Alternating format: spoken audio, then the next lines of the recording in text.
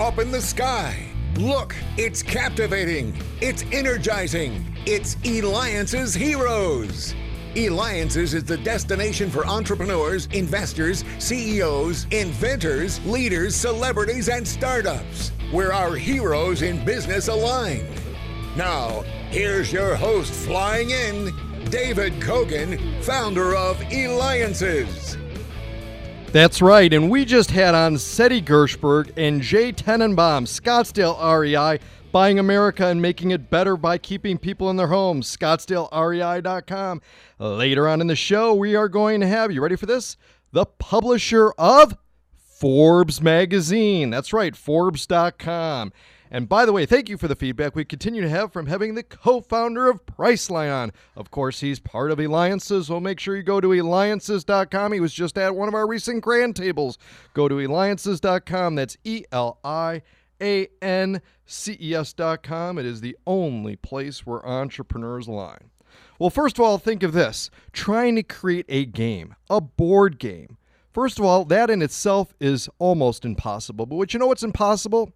Being able to launch a board game which has become a household name, which everybody knows. I mean, your odds of winning the lottery are probably 10 times greater than being able to create and do this amazing feat. And with that, we have with us, are you ready? Robert Angel. He is the creator of Pictionary. We're talking about he sold 38 million games before selling it to, which we're going to talk about. He'll share that thunder.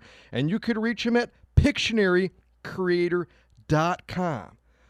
All right, Robert, let's get right into it. First of all, how in the world do you come up with the idea of doing Pictionary? At what moment and exactly where were you? I was, after college, I moved in with three buddies. And we all worked restaurants, and we get home late at night. And one night, we started sketching words out of the dictionary. We just thought it'd be fun, and we started sketching. And we'd stay up all night playing this silly game. There's no rules, no board, nothing to really to latch onto except for the pizza we were eating. And I said at that moment, I go, "This is a great board game." And that was back in 1982 when I was 26 years old, 22 years old. All right, now you end up, having it's 38 million games in 60 countries. Yep. And then you end up selling it to, well, a little small company that I think everybody in the world also knows, which is? Mattel. So what was that experience like? That was heart-wrenching on some levels. I'd been with Pictionary for 17 years, 20 including the creation of it.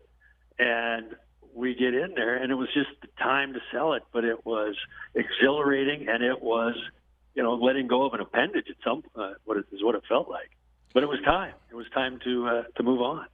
How surreal was it when you're walking around in these stores and you see your board game, which is really, it is, correct me if I'm wrong, right, Robert? It's pretty much impossible to get anything on any of those shelves, given that it's pretty much a monopoly. Get it? Ah, nice pun. Yeah, no, it is, but they will stock something if it's successful, and if it's selling. They're after the profits. And we were selling like hotcakes in Seattle where we launched, and then pretty much nationwide pretty quickly. And so they'll put it on the shelf if it's working. And I remember this one instance when I was in France. The first time I went to France to promote the game, and I was walking down the street, and I swear it's true, I looked in this window, and in the window is Pictionary in French. And I just stopped, and I kind of looked around to see if I was like in candid camera or something. And it was just one of the most surreal moments of my life, that something I did out of my apartment just a couple of years earlier is now in a store window in France. That was crazy to me. Unbelievable. Well, you know what's surreal? Having our listeners listen to you on the Eliances Hero Show. Make sure you go to Eliances.com. That's ELIANCES.com. It is the only place where entrepreneurs align, because we've got Robert Angel, the creator of Pictionary. Make sure you go to PictionaryCreator.com, or, of course, again, we'll have it on our website at Eliances.com. Now, Robert, you're also an author of the book Game Changer. So you have a philosophy of being open. What does that mean? Because being open means a variety of different things to different people. What does it mean to you? Yeah, how I use it in my life is when I graduated from college, right? I didn't have a plan. I didn't have a goal. They say you got to have a dream, you got to have a plan, and follow your dreams. But as my son once said, how many times have you had the same dream 2 days in a row?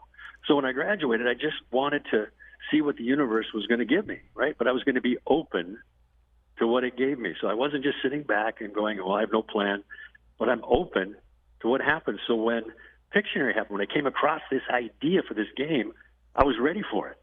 So that opportunity, the O and open, presented itself, and I was ready. But what are some of the secrets to being and having that open mind like you did to be able to, to do what you've done? Yeah, it's a mindset, exactly as you say. You have to not judge ideas when they come your way. You have to take the time to listen to other people. You have to, do those things. But the biggest thing for sure about being open is you have to take action. Right? That's part of it. And OPEN, the N is now. Now what? You have to take action, because how many times have we all had these wonderful ideas? You're in the shower and you're going to change the world and you're going to make $1 million on this idea, but by the time you get out of the shower, you've forgotten about it. You've got to take action, and that's what separated me from other people. Right? It's not that I'm smarter, had a better idea. It's that I did something. Now, you also, too, you're involved, you give back to entrepreneurship and philanthropy. Tell us about that and making a difference. Yeah, they say you've got to be of service, and it's absolutely true. You've got to remember where you came from. And even if you're just starting out, you've got to give back. And the more you give, the more I give, the more I get back. It's a beautiful, wonderful flow, and it's a beautiful circuit that works that way. It's just to be grateful for what you've accomplished or accomplishing, or just the fact you woke up today, right? And then just help others do the same. It's a beautiful feeling. Now, we did some research on you, and we found a secret that you actually turned down, and I can't believe this. You actually, it was in our files, so it must be true, that you turned down a licensing deal with a company, Milton Bradley, that really would have set you up for life at that time. What was going through your mind turning that down? I'm not sure, to be honest with you, at that moment in my life. We became very big, very fast, and had to license the game so somebody else could do the manufacturing for us. And we had a deal with a great royalty with Milton Bradley. And they were going to pay us a really nice amount of money, but they wouldn't give us the rights to keep control of our packaging. They said they would be able to change the package, the color, the graphics, if they wanted. We said no, because it's our game, it's our product. We know what's best for Pictionary, right? Nobody's going to love Pictionary as much as we do. So they gave us this great deal, but they wouldn't give us those guarantees. So there I am, 26 years old. All I had to do was sign a piece of paper, and I'm a millionaire.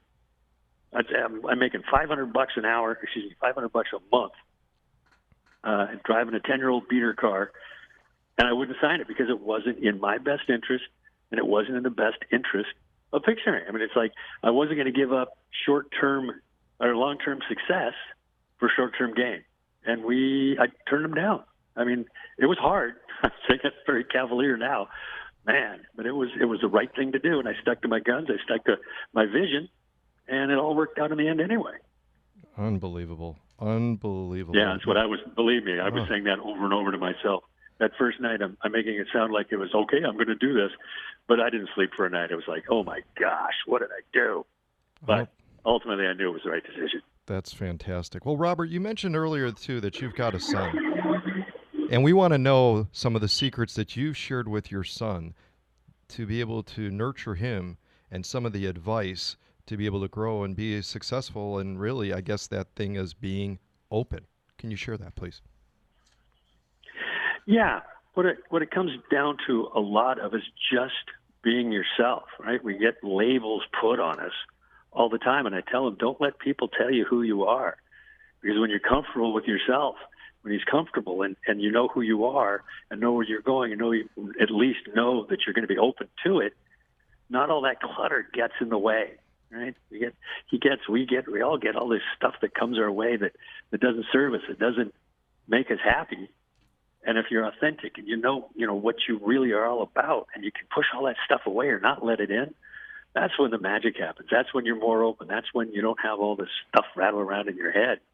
And Ben and I sit, Ben is my son's name, we sit around, we talk about it.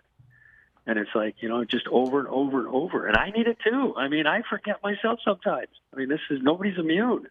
So I need the conversation as well. I need the support as well. And so it's wonderful and beautiful to have these conversations with him where we're just supporting each other and reminding each other. I love it. I love it. That's right. Be yourself. Take action. Be open. That's right. That's what Robert Angel did, the creator of Pictionary. That's right. This is David Kogan with Eliances, and when we return, you know who we're having on, the publisher of Forbes magazine.